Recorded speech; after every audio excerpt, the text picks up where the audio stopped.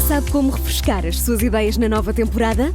Esta primavera faça upgrade à sua lista de podcasts. Fique sempre à frente da história e garanta hoje acesso antecipado aos Podcast Plus do Observador.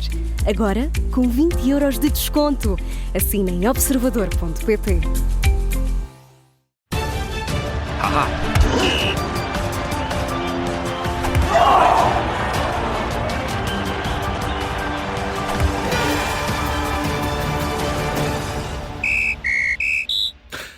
De facto, como dizia aqui o João Miguel, nos próximos minutos vamos falar de desporto na Rádio Observador. É mais uma edição de E o Campeão é hoje. Painel de luxo, são chamados a jogo Gabriel Alves, Augusto Inácio, Pedro Castro, ou melhor, João Castro e também o Pedro Henrique. Sejam muito bem-vindos, meus caros. 2 pratos no menu, um servido na cidade do futebol, outro pode implicar fish and chips. É a possível ida de Kenda para o Sporting. Já lá vamos. Primeiro, acabou de acontecer há instantes, vamos recordar a divulgação dos convocados para os jogos com a Dinamarca. Vamos ouvir Roberto Martínez. Em casa. Desta vez, a lista tem 26 jogadores. São eles Diogo Costa, Jorge Sá, Rui Silva, Diogo Dalot, Nelson Semedo, Nuno Mendes, Nuno Tavares, Gonçalo Inácio, Rubem Dias, António Silva, Renato Veiga, João Palhinha, Rubén Neves, João Neves, Vitinha, Bruno Fernandes, Bernardo Silva, João Félix, Francisco Trincão, Francisco Conceição, Pedro Neto, Giovanni Kenda, Rafael Leão, Diogo Jota, Gonçalo Ramos e o Cristiano Ronaldo. Então vamos iniciar o programa. São os convocados aqui de Roberto Martínez. Vamos ouvir escutar um pouco das perguntas ao selecionador nacional e depois avançamos então para a análise com o nosso plantel de campeões. Aqui um compasso de espera enquanto se prepara para ser feita a primeira pergunta. Bom dia, Roberto Martínez. Aí está. Marques, em direto para a Sport TV. Há poucas horas soube-se da mudança do Giovanni Kenda para o Chelsea. O Roberto ainda não lhe deu minutos na seleção principal, disse que o objetivo não era bater recordes na última convocatória. Se sente com aquilo que ele tem feito no Sporting, que está preparado a este momento para se estrear pela seleção principal? O que podemos controlar é a lista. A lista, o Giovanni Kenda é um jogador que está a crescer muito, cresceu ainda mais depois do último estágio. Aos 17 anos, ficar na seleção, 2 estágios, mostra o potencial, o que nós pensamos dele, e agora faz parte de competitividade no treino, o trabalho, o adversário, o que vamos a fazer, o que vamos a tentar fazer contra a Dinamarca, há muitos aspectos. Mas é invulgar encontrarmos jogadores tão jovens, estamos a falar de jogadores sub-18, como o Giovanni Kenda é o João Simões, o Rodrigo Moura, que estão em destaque na nossa liga. Há outros jogadores jovens. Eu gostaria de utilizar esses jogadores também. É uma pena que o João Simões está lesionado, que o Rodrigo Moura não está indispensável, mas faz parte da formação no futebol português. Gosto muito porque o Giovanni Kenda é um jogador que estamos a acompanhar desde janeiro de 2023, antes de jogar na primeira equipa do Sporting. Então agora é um exemplo da formação dos jogadores que nós temos na Liga. E na seleção acompanhamos isso. Mais jogadores, o Francisco Chisumba, o Martim Fernandes, estamos a falar de que a idade não é um problema. É um aspecto de qualidade e compromisso e trabalhar duro. Ficámos aqui com algumas das palavras da conferência de imprensa de Roberto Martínez. Divulgou 26 convocados para os jogos da Seleção Nacional frente à Dinamarca, eliminatória dos quartos de final da Liga das Nações. Portugal joga a 20 de março em Copenhaga e a 23 de março em Lisboa, eliminatória a duas mãos da Liga das Nações. Meus campeões, começo por ti, Gabriel Alves. Antes de mais, uma análise a esta convocatória da Seleção Nacional e chamar aqui também a destaque o facto de Giovanni Kenda também receber aqui muitos elogios por parte de Roberto Martínez. Boa tarde. E merece os elogios, o Giovanni Kenda, que é um excelente jogador, para além daquilo que é chamada promessa, ele já é uma realidade.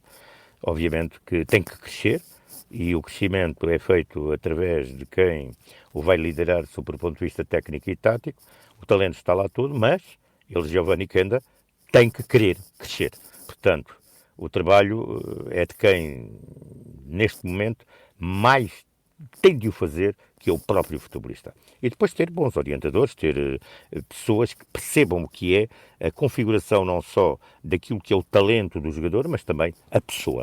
Portanto, há todo um conjunto de situações que merecem, portanto, e isto, olha, até poderia ir buscar aqui a inteligência artificial, não temos tempo, porque há aí um documento que anda muito interessante, que anda a ser muito bem debatido na imprensa espanhola e que eu ainda não vi por cá. Mas poderemos falar dele um dia destes. Quanto à seleção, Martínez tem os seus jogadores, tem a sua equipa, obviamente, naturalmente, eles lá estão, mas há aqui uma pergunta que eu faço: porquê o João Félix? Porquê? Porquê? Esta é a questão e que naturalmente deixa certamente alguma surpresa, ou não, se calhar não deixa surpresa nenhuma. Ficamos aqui já com a primeira análise do Gabriel Alves. Augusto Inácio, também o teu ponto de vista sobre esta convocatória da Seleção Nacional, 26 jogadores, é isto o melhor que Portugal tem para apresentar para esta eliminatória com a Dinamarca? Bom dia a todos. Esta é a opinião do selecionador, é ele que escolhe, já se sabe que os selecionadores, e neste caso Roberto Martínez... Nota aí já alguma discórdia, Augusto. Tem o seu plantel e naturalmente que desde o início que tomou conta da seleção não foge muito do figurino em que ele tem apostado. É verdade que o Kenda agora está na moda, porque parece que pode ir para o Chelsea, ou já está confirmado no Chelsea. O que é certo é que o Kenda é um jovem de 17 anos e está em crescimento ainda, não é um jogador já feito. Mas também, na minha opinião, acho que o Kenda este ano não tem estado num nível assim tão elevado como teve o ano passado. Mas, de qualquer maneira, faz parte do processo de crescimento. Agora, pode-se questionar aqui, assim, outros jogadores selecionados. Quer dizer, parece que há jogadores que estão cativos na seleção, independentemente de não jogarem, estarem na bancada, entrarem poucos minutos do jogo, podem estar em baixo de forma, estão a mudar de clubes constantemente, mas são sempre sagrados na convocatória. E concordo com o Gabriel Alves. O João Félix, o que é que o João Félix tem feito para estar sempre na seleção nacional? Isso é uma coisa que o Gabriel Alves aqui levantou e bem. Será que o selecionador aposta muito nele? Ou será que são outras coisas a apostarem no João Félix?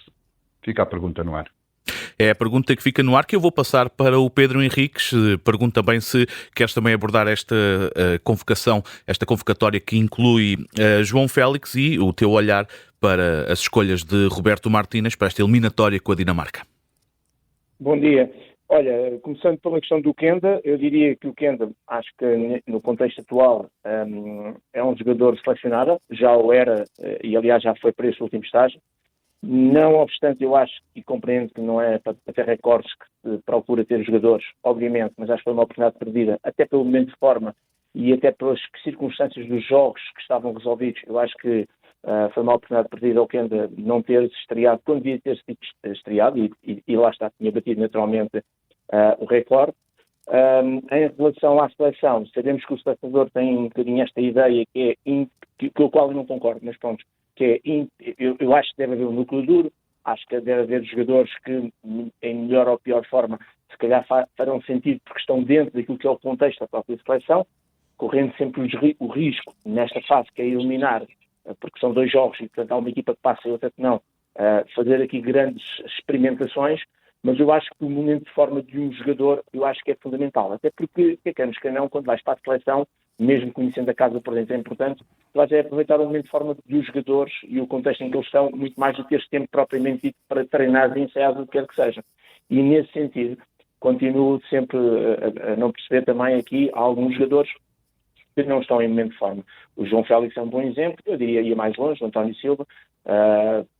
Neste momento, eu sei que são 26 jogadores, acho que nem sequer está em causa a sua titularidade, não pode estar, não é um jogador que neste momento mentalmente esteja bem.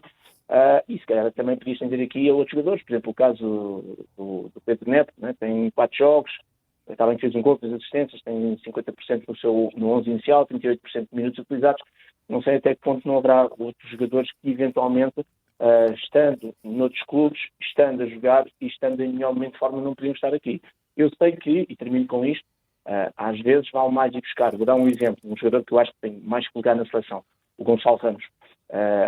Não tem sido tão utilizado quanto isso porque está num clube de topo e, portanto, às vezes temos que fazer essa comparação de jogadores. E aqui remetemos às vezes um bocadinho para a Arábia Saudita, que até se calhar são titularíssimos, mas estão em competições em clubes de menor dimensão que são incomparáveis com o Paris Saint-Germain ou coisa assim do género. E, portanto, dentro dessa perspectiva, não é pelo facto do jogador não ser tão utilizado que não pode ser chamado. E o Gonçalo Ramos é um bom exemplo, não tem sido tão utilizado, mas acho que é um jogador muito importante, até porque é numa posição em que temos o Cristiano Ronaldo, temos o Gonçalo Ramos, e para fazer mesmo aquela coisa do encosta lá para dentro a bola, se calhar não temos muito mais jogadores com essas. Temos outros jogadores que sabem marcar gols, mas não temos tanto outros jogadores. Mas eu não estou surpreendido com estas convocatórias, porque vai um bocadinho ao encontro do perfil deste nosso selecionador, que é um bocadinho rígido nesta perspectiva de não fazer grandes experimentações, manter aquele seu núcleo duro e apostar em jogadores que, mesmo não estando em grande momento de forma, são os jogadores da sua confiança. Pronto, vamos ver se passamos, que isso é que é importante nos 2 jogos com a Dinamarca. Falta-me ouvir então também o João Castro sobre as escolhas de Roberto Martínez. João, eu aqui vou pedir-te que deixes para já a Kenda de fora. Quero falar sobre o jogador leonino mais à frente, olhar para essa possível ida para Londres, para o Chelsea, para já focar apenas nesta convocatória, deixando de parte Kenda, e também para esta primeira resposta de Roberto Martínez que ouvimos, em que diz que está muito contente com a formação do Sporting. Isto deixa-te satisfeito ou receoso? Bom dia a todos. Não, ainda bem que ele está satisfeito com a formação do Sporting, porque eu também estou. Raramente os convoca no timing certo. E nesta vez convocou o Kenda na sua pior fase em termos de forma, digo-te já. Mas depois já falaremos do Kenda. Em relação à seleção, é o normal, é os escolhidos dele. Realmente concordo com o Gabriel, não percebo porque é que o Félix continua a ir à seleção. Neste pico de forma que não tem tido, acho que não havia lugares realmente para outros jogadores que estão a jogar. Há aqui jogadores, o Pedro também falou, o próprio Pedro Neto, que é estranho serem sempre convocados, mas é as escolhas de Martínez. Já se percebeu que é claramente as escolhas dele, não há muito mais a fazer, mas lá está, eu acho que eu acho que ele liga pouco ao pico de forma dos jogadores, ele liga mais aos nomes, aonde eles jogam, etc. Eu acho que não deve ser esse, eu acho que tem que ser o momento em termos de forma, e portanto nesta altura não me surpreende nada as escolhas do Roberto Martínez. Vamos olhar então para esta eliminatória. Gabriel Alves, Portugal enfrenta a Dinamarca, quartos de final da Liga das Nações. Que seleção é que podemos esperar para este encontro duplo com a seleção dinamarquesa, que tem alguns nomes até bem conhecidos do futebol português, Arder e Ullmann, ou seja, é uma seleção com muita qualidade. Sim, não desprezes o adversário. Quanto à seleção que Martínez vai colocar em campo, tens de falar com o Pedro Henriques. Ele está aí, pergunta-lhe, ele é capaz de já saber. Ele está em linha, sabe. Pedro. Olha aqui um desafio. Se calhar até sabe, esta distância não pode é prever alguém que se lesione, e não queremos que ninguém se lesione. Portanto, não se lesionando ninguém, eu acho que o Pedro Henriques quase já dá a seleção hoje. Bom, em relação à Dinamarca, obviamente que é um jogo que Portugal, portanto, parte como favorito, mas a questão do favoritismo tem que ser, portanto, devidamente explicada naquilo que é a flor da relva. É lá na flor da relva que tens que explicar se és favorito ou não. Portanto, tens que trabalhar, tens que ter competência, tens que ter intensidade, atitude e tens que ter um treinador à linha, porque eles agora estão quase sempre de pé.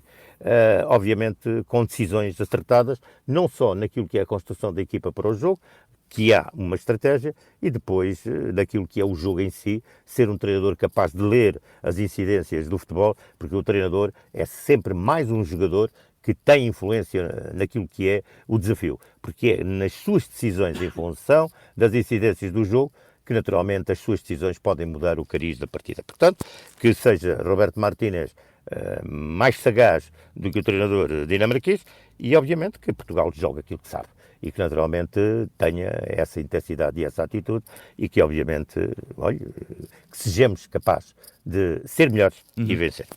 Augusto Inácio, os últimos jogos da Seleção Nacional, um duelo com a Polónia, outro duelo com a Croácia, na altura os resultados não foram os melhores, houve também algumas críticas à forma de jogar de Portugal. Podemos esperar algum tipo de evolução agora com a Dinamarca? Ora, desfaz-me aqui uma dúvida que eu tenho, que não ouvi na totalidade os convocados. O Tomás Araújo não foi convocado, foi não? Tomás Araújo não foi convocado. Não foi, não. Pois, Foi o António Silva. Foi o António Silva. Pois, mas o Tomás Araújo, pois, é. Então tudo bem. Era só para saber e fica isto no ar que o Tomás Araújo não foi convocado. E deixo também a explicação. O Roberto Martínez diz que Tomás não está lesionado, mas tem uma lesão crónica, diz que tem uma boa relação com o Sporting, mas diz que o Tomás Araújo não está disponível para a seleção. É a explicação. Uma boa relação com o Sporting, não, com o Benfica. Com o Benfica, falou com o Benfica. Exato. Pois, então se tem uma lesão crónica, nunca mais vai à seleção por ter sempre lesão crónica. Tudo bem.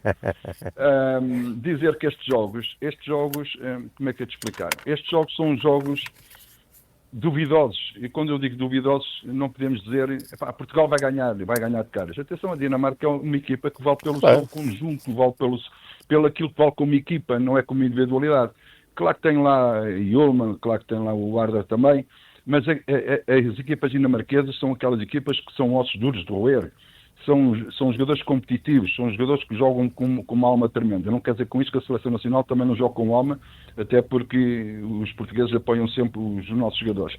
Mas eu diria que Portugal, se jogar os melhores jogadores, Portugal tem hipótese.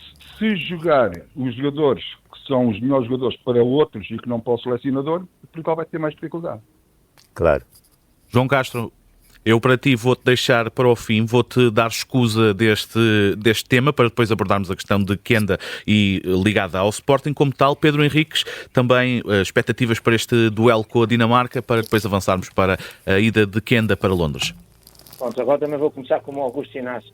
Faz de conta que não havia convocatória. Diz-me lá uma coisa, para centrais, o Alexandre Penetra foi convocado? Não foi. Pois, é isso. É que tem uns jogos, jogam até Alkmaar, está a fazer uma época fantástica, muito mais central do que alguns quais estão neste momento. Lá está, momento de forma. Só que nunca foi a esta seleção. Bem, logicamente que eu acho que eu continuo a achar que jogar fora primeiro e jogar em casa depois, neste tipo de competição, continua a ser uma vantagem.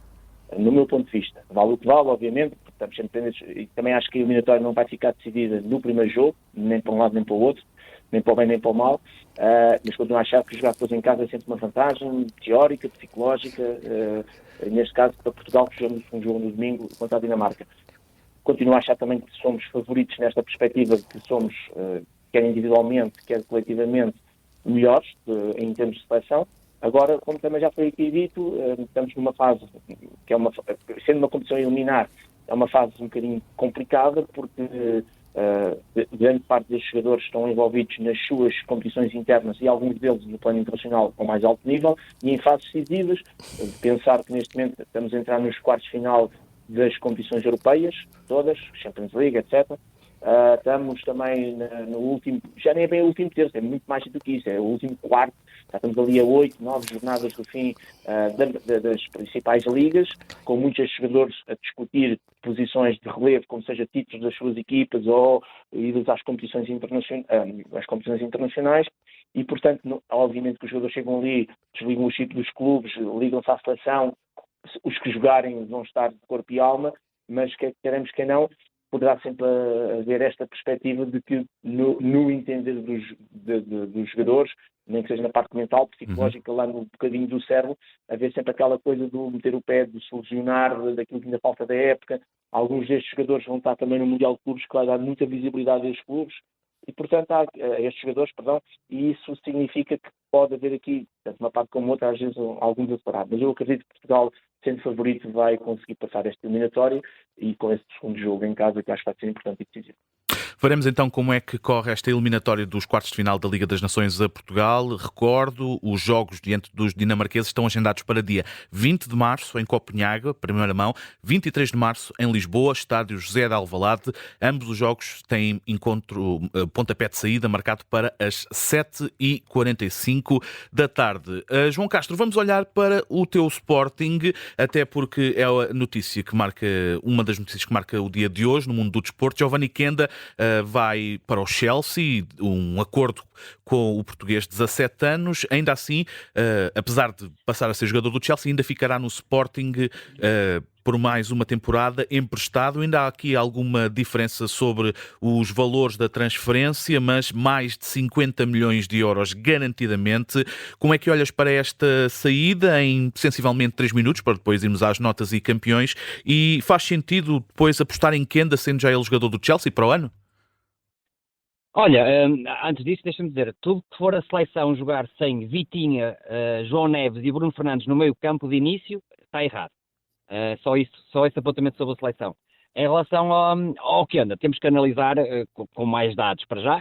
Alegadamente está feita a transferência, ainda não está confirmada, mas em termos de valores, fala-se de 51 milhões, e portanto, se olharmos só para este valor, sem ver mais nada, eu acho pouco. Isto porque, por exemplo, o Nico Gonzalez foi para o Manchester City por 60 milhões, e o Kenda é mais novo e com mais potencial, mas depois ainda nos falta ver aquilo que tu frisaste. Eu acho que há aqui aspectos muito importantes para analisar. Primeiro, realmente acho que são 51 milhões fixos. Basta ver que o Estevão do Palmeiras, que é um jogador que tem até mais golo e se calhar até mais talento para já do que o Kenda, foi por 34 milhões. Mas é verdade que vem da América do Sul, mas é verdade é que falta-nos saber os bónus. Ou seja, se for 51 milhões, mais uns bónus que sejam fáceis de atingir, e dependendo dos valores do bónus, a transferência pode ser analisada de outra forma. Além disso, temos a questão do empréstimo, que vale sempre cerca, a taxa de empréstimo, cerca ali de 5 ou 7 milhões, diria eu. E depois temos aqui pormenores interessantes que é para ver o seguinte, que é prazo de pagamento. Isto é muito importante. Uma coisa é o Sporting receber 51 milhões faseados em 5 anos, outra coisa é receber logo à cabeça a maior parte do dinheiro. Portanto, isso eu acho importante. O empréstimo, desportivamente, será bom para o Sporting. Podemos quase anunciar o Kenda como o primeiro reforço para o ano, então de brincadeira. Vamos ver se o Sporting depois quererá, obviamente, desportivamente, apostar muito em Kenda ou não, mas é um jogador importante. Portanto, acho que aí o Sporting pode aproveitar desportivamente. E depois aqui outro fator, há 2 fatores também importantes, que é a aproximação do Sporting ao Chelsea. Falava-se o ano passado da entrada de capital dos donos do Chelsea no Sporting, apesar de ser minoritário. Portanto, isto pode ser, se calhar, a primeira consequência de alguma aproximação. E ainda temos que falar aqui da outra questão, que é o Sporting, se calhar, politicamente afastar-se um bocadinho do Ruben Amorim e do Viana. Ou seja, nem vai para o Manchester United, nem vai para o Manchester City, quase como um grito de independência, tipo, ok, nós também negociamos com outros clubes, não é só para onde foi o Amorim e o Viana. Portanto, ao todo, vamos esperar realmente pela conclusão do negócio, com os valores todos para analisar. Obviamente é um grande jogador. Poderá ser uma grande venda se realmente esses valores de bónus e os prazos de pagamento forem muito favoráveis à equipa leonina. É certamente um tema que vai continuar a marcar a atualidade desportiva, não só do Sporting, mas também já do mercado de transferências na próxima janela. Meus senhores, estamos a chegar ao final desta edição de E o Campeão é, altura de nota e campeão do dia. Gabriel Alves, vou começar por ti, nota e campeão do dia. Para o treinador da Roma, eu não tenho tempo, eu gostaria de dar aqui uma nota de humor hoje na Gazeta dello Sport, mas darei breve. Eu vou ficar com ela registada porque acho que vale a pena. Agradeço a brevidade, Gabriel. Sobre o penalti, mas não, a minha nota é 20 para Ranieri, treinador da Roma, que ontem perdeu, foi eliminado e que no final do jogo foi junto do treinador do Atlético Bilbao dar-lhe o seu cartão de visita e disse: eu dei-lhe o cartão de visita porque gosto de falar com ele, quero falar com ele e ele não tem o meu número de telefone. Ora, aqui está 20. uma nota 20 isto para é começar. Assim, a perder, hein? Vamos bem. A perder. Uma Muito nota bem. 20, Augusto Inácio, 30 segundos, nota e campeão do dia. Olha, antes de dar a nota, deixa-me só dizer rápido, será que esta venda do Kenda, do Sporting para o Chelsea, não tem nada a ver com o Sporting a precisar de dinheiro para dar depois positivo nas contas? Fica a pergunta no ar. Dou Olha, nota agora 17. por outra coisa, o João Félix não entra neste negócio, pois não? Ele já está de recato para estamos voltar. a chegar ao final. É isso. Ora, nota 17 para o Bruno Fernandes, marcou 3 golos ontem, não interessa se é de penalti ou não, o Vinícius também foi um penalti, mas ele marcou. Por isso teve uma grande relevância no Manchester United.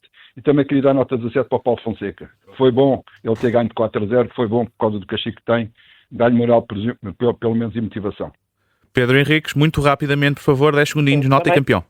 Também só tinha aqui uma nota que era para o Bruno Fernandes, o seu hat-trick, é um jogador muito influente e num momento de forma fantástica. Vamos aproveitá-lo claramente à questão da seleção. Como diz, é ele, é o Vitinha, pelo menos estes dois têm que ser super titularíssimos. João Castro, muito rápido. Olha, muito rápido, nota 18 para o regresso da Fórmula 1. Ninguém tinha falado do regresso da Fórmula 1 este fim de semana em Melbourne, na Austrália. E falamos também no campeão deste fim de semana. Muito obrigado a todos. Fica por aqui esta edição de E o Campeão é.